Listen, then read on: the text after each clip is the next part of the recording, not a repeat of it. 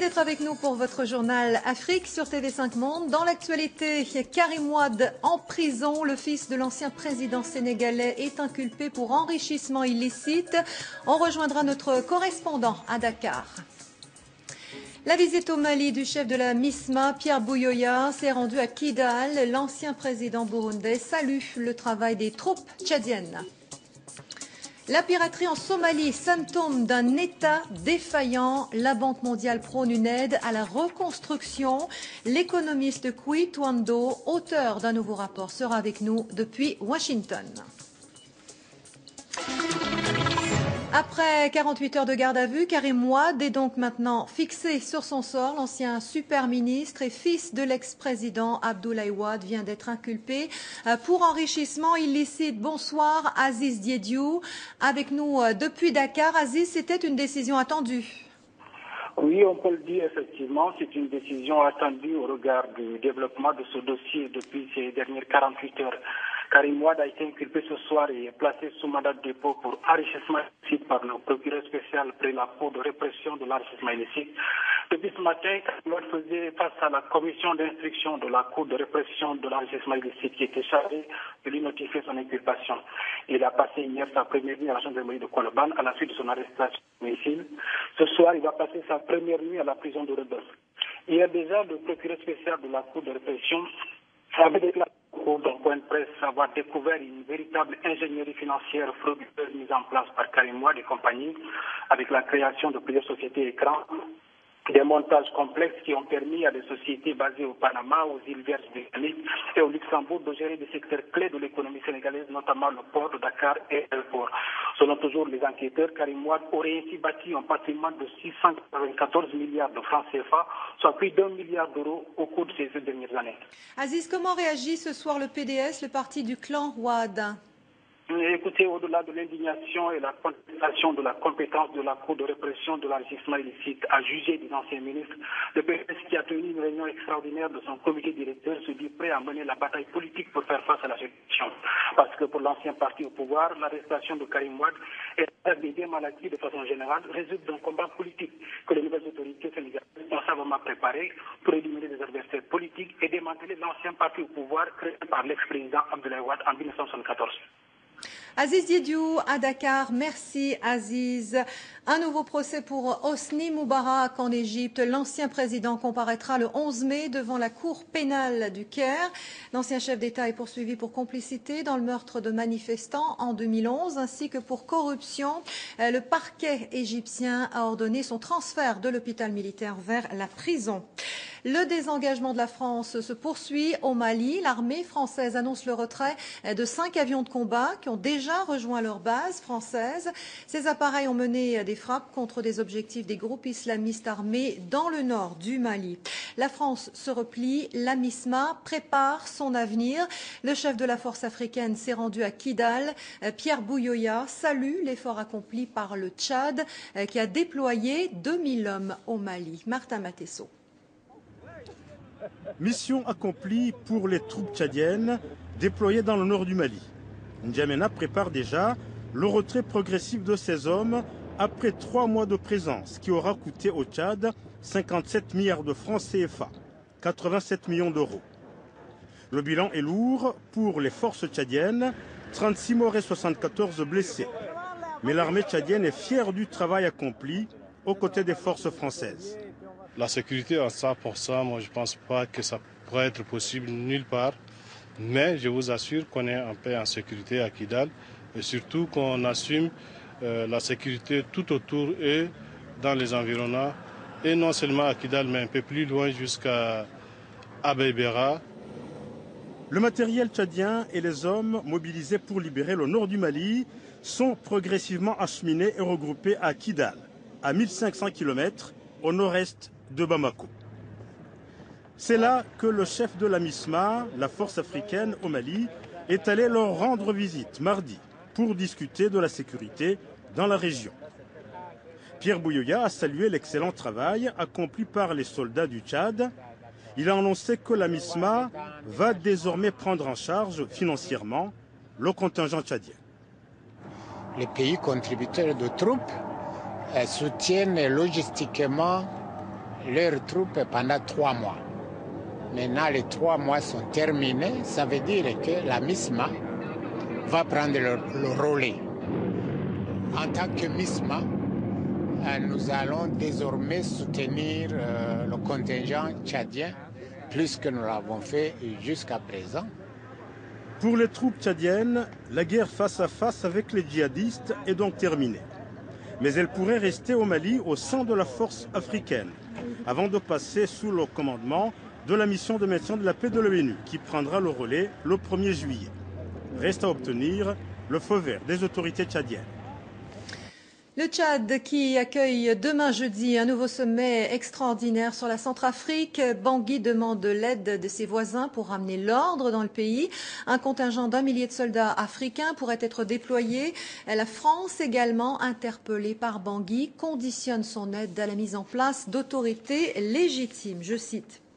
2 ans déjà que la Côte d'Ivoire a mis fin au règne de Laurent Gbagbo. 2 ans au moins que des milliers d'anciens combattants attendent leur réinsertion. C'est en partie pour eux que le collège de Bouaké a été créé. Reportage Angélique Lebouté. Dans les rues de Bouaké, on les appelle les démos. Des anciens combattants démobilisés qui n'attendent qu'une chose, être réinsérés dans la vie civile. Au terme de 10 ans d'une crise politique et militaire meurtrière, ils ont déposé les armes. Certains ont trouvé des emplois précaires, mécaniciens, chauffeurs de taxi ou vendeurs de chaussures, insuffisants pour vivre correctement. Alors 2 ans après l'arrestation de l'ancien président Gbagbo, ils commencent à perdre patience. On dit à le président de la République de prendre notre affaire en charge et dès maintenant. C'est trop. Comme Méité, ils sont près de 65 000 à attendre de l'État ivoirien un emploi stable et un revenu décent.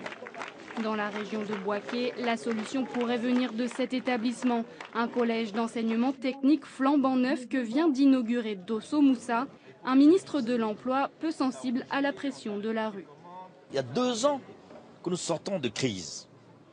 Des programmes sont élaborés, conçus, financés par l'État de Côte d'Ivoire et financés par les bailleurs de fonds, au profit des ex-combattants. Alors je demanderai à ces jeunes-là, jeunes frères et sœurs, de patienter. Destiné aux jeunes Ivoiriens, cet établissement formera au moins 2000 étudiants cette année. Maçonnerie, mécanique, informatique, électronique, beaucoup d'ex-combattants viennent y chercher une seconde chance. Ce que j'ai envisagé depuis mon enfance, j'ai eu, vraiment, c'est ce qui me plaisait.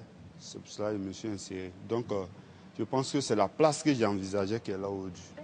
Financé par le Japon et l'Organisation des Nations Unies pour le développement industriel, le collège de Bouaké est le seul à dispenser une formation technique dans toute la région centre de la Côte d'Ivoire.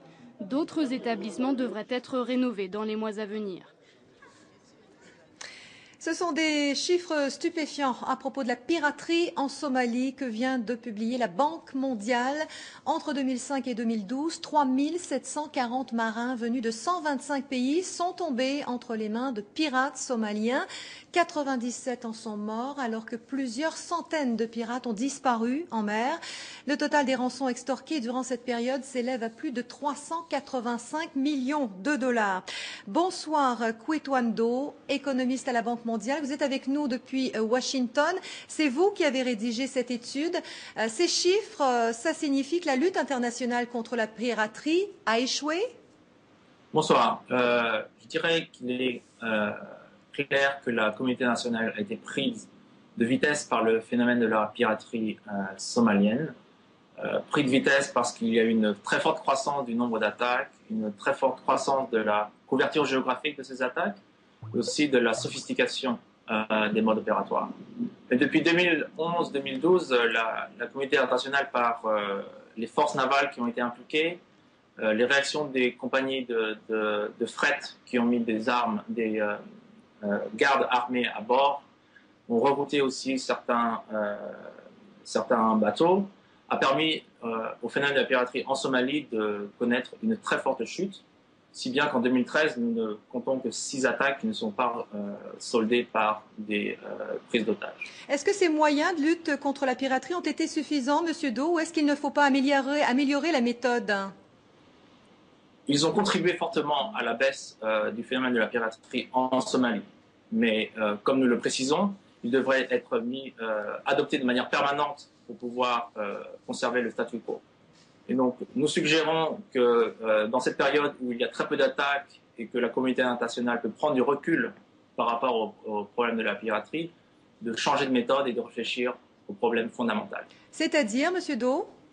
Si vous regardez le mode opératoire, la clé du phénomène de la piraterie en Somalie, c'est cette infrastructure côtière qui permet aux pirates de garder les bateaux ancrés pendant la négociation des rançons. Cela ne peut pas se passer sans un appui politique local. Et ce que nous suggérons, c'est intervenir de manière locale avec les autorités politiques locales et changer la donne. Est-ce qu'il y a aussi un rôle pour la communauté internationale? Vous parlez dans votre rapport de reconstruire l'État somalien. Bien évidemment, le gouvernement à Mogadiscio actuellement, avec qui nous avons lancé ce rapport la semaine dernière, est en train d'étendre sa crédibilité, sa légitimité au-delà des frontières de la capitale. Et le rôle de la communauté internationale est de l'aider dans cette tâche. Quel sera l'avenir de cette étude, Monsieur Do? Est-ce qu'elle restera sur une étagère ou est-ce qu'elle servira réellement à améliorer les moyens de lutte contre la piraterie? Donc, quand nous étions à Mogadiscio, le gouvernement somalien qui nous recevait s'est engagé devant nous et devant la presse qui était présente de mettre en œuvre toutes les recommandations dans ce rapport. Je dis bien toutes. Et ils indiquaient également que certaines de ces recommandations étaient déjà mises en œuvre. Je crois que l'une des propriétés de ce rapport, c'est montrer que qu'il est dans l'avantage de la communauté internationale d'aider la Somalie à se reconstruire afin de pouvoir éradiquer le fléau de la piraterie. Donc je pense que l'ambition de ce rapport, c'est de changer de la discussion vers l'action. Et une fois que nous serons à ce stade, il prendra sa place dans une étagère. Kuitwan Do, économiste à la Banque mondiale, merci d'avoir répondu à nos questions. Ces dernières images avant de se quitter, celles de la fin du cauchemar pour ce groupe de clandestins partis d'Afrique à bord de bateaux de fortune. Ils ont tenté d'atteindre l'Espagne. Ils ont été secourus par la marine espagnole, mais l'un d'entre eux est décédé à son arrivée au port de Tarifa. Quelques heures plus tôt, 11 autres migrants africains sont morts. Leur embarcation a fait naufrage au large du Maroc. C'est la fin de ce journal. Merci de votre fidélité. Merci à vous qui nous suivez sur le continent.